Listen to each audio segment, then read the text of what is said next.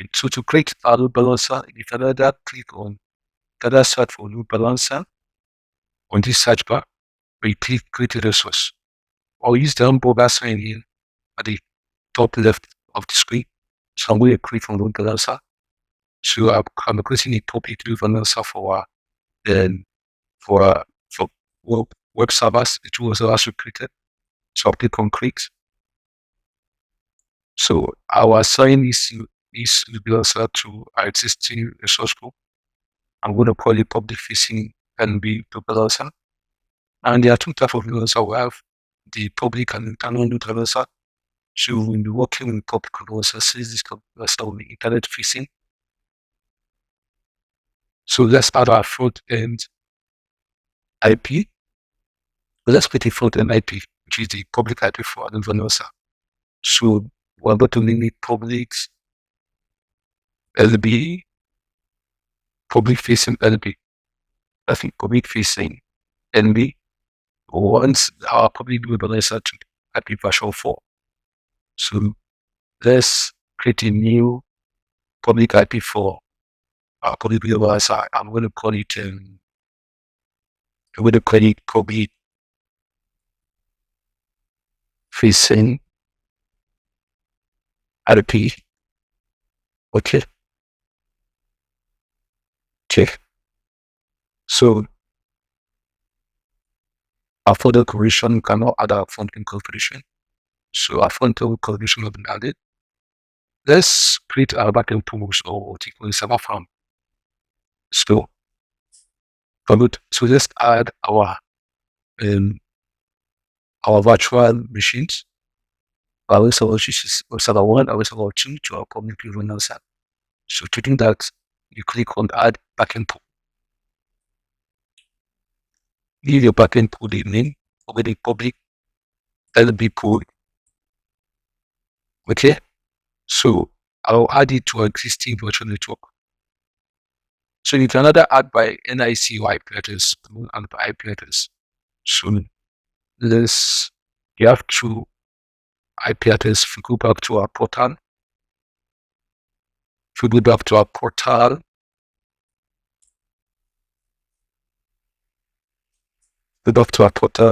it's cool. And let's look at the IP address of our created virtual machine. So you can see for front end server 1, you can see the private IP is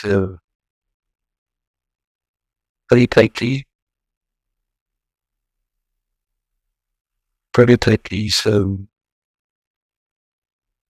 let's go through this, check for the canonical private IP.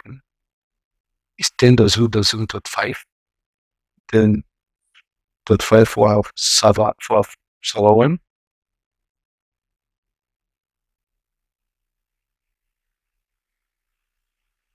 It's 10.0.0.4. So I'm going to add 4. And then let's add the other one, which is 5. So this is our backend code. So we can, I've created our backend, we can save it. So the next is our inbound code. So let's add the load balancer role. So in the inbound role, we're going to create a role that maps our load balancer to our web servers. So I'll give it a name. Public facing inbound. Okay, so to be on IP version 4. Also our front end IP address, which is this versus cube. When users hit our front end IP address, we want to load balance this IP while public pool. So don't forget that our backend code is made up of our 2 web servers.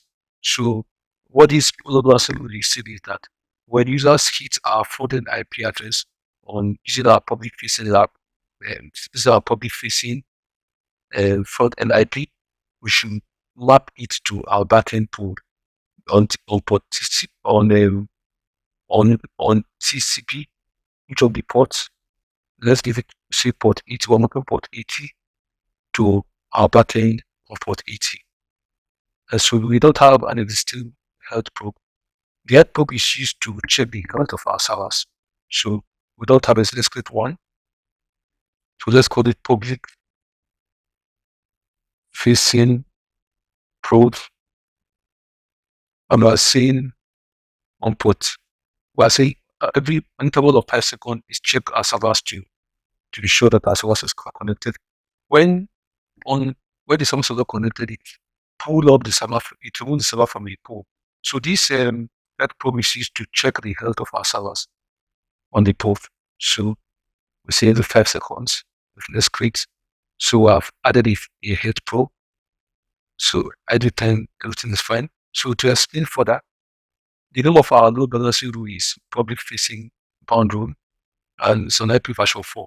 So our forwarded IPs are public facing IP, or the public IP of our load balancer is mapped to our backend public pool on TCP port 80, mapped to the backend of port 80. So we will also create a head probe for our load balancer. You can click for C. Okay, so at this point we can review our create.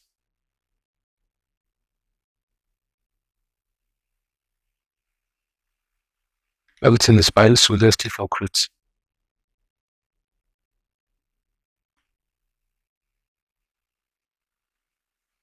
So our load balancer is being created, the deployment in progress.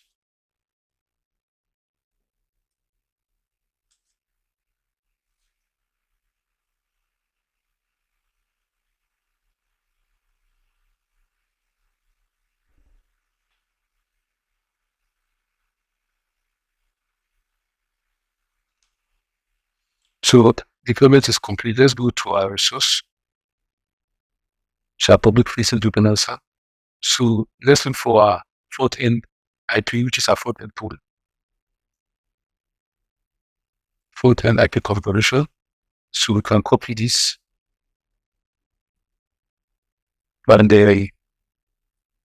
port 80. Also put it, can say our server 1 is being served.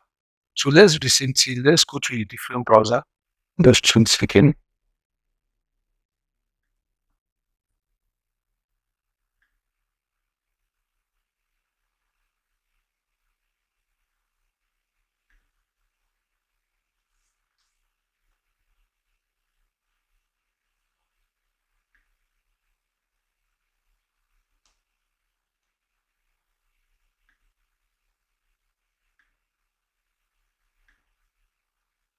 Okay, that's server 2 is being served here. While on our LNDs, server 1 is served. Server 2 is served. Okay. So you can see that request is being